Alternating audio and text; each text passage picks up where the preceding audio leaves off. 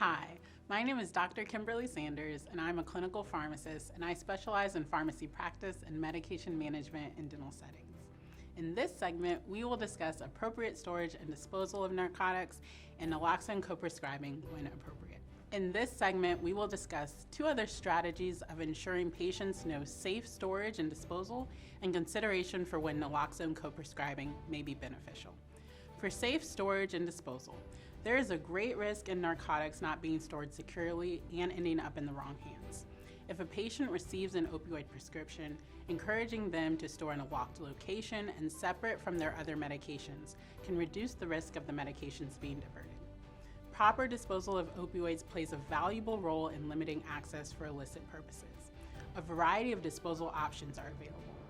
Many community pharmacies have processes in place for disposing of unused medications or can assist with locating options.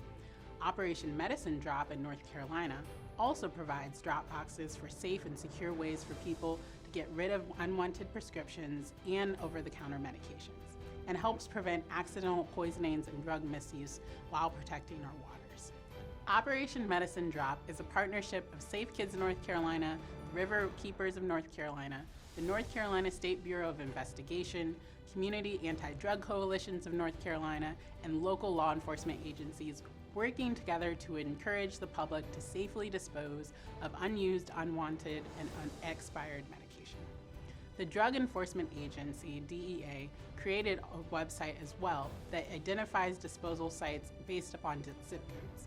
You may want to bookmark this site for easy access when conversing with your patients.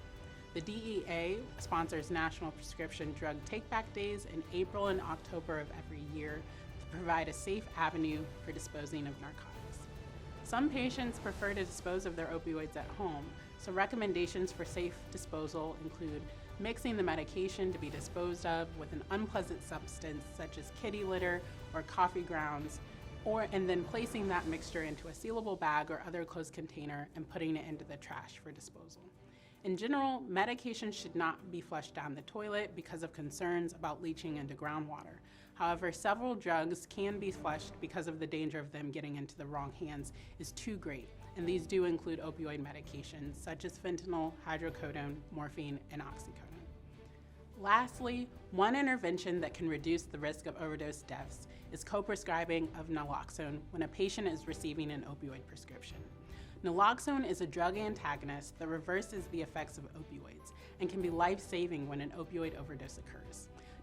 Per the Centers for Disease Control, in order to reduce the risk of overdose deaths, clinicians should strongly consider prescribing or co-prescribing naloxone and providing education about its use for the following patients who are at risk of opioid overdose. This includes patients who are receiving opioids at a dosage of 50 morphine milligram equivalents or MMEs per day or greater.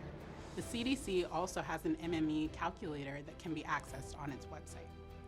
Patients who have respiratory conditions such as chronic obstructive pulmonary disease or COPD or obstructive sleep apnea, regardless of the opioid dose. Patients who have been prescribed benzodiazepines, also regardless of the opioid dose. And patients that have a non-opioid substance use disorder who may report excessive alcohol use or have a mental health disorder, also regardless of the opioid dose. Additionally, it is beneficial to provide access to naloxone for patients at high risk for experiencing or responding to an opioid overdose. This includes individuals who are using heroin, illicit synthetic opioids, or misusing prescription opioids.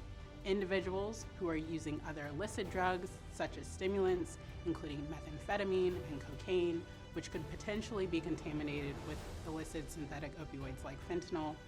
Individuals who are receiving treatment for opioid use disorder, including medication-assisted treatment with methadone, buprenorphine, or naltrexone, and individuals with a history of opioid misuse that were recently released from incarceration or other controlled settings where tolerance to opioids has been lost. Thank you.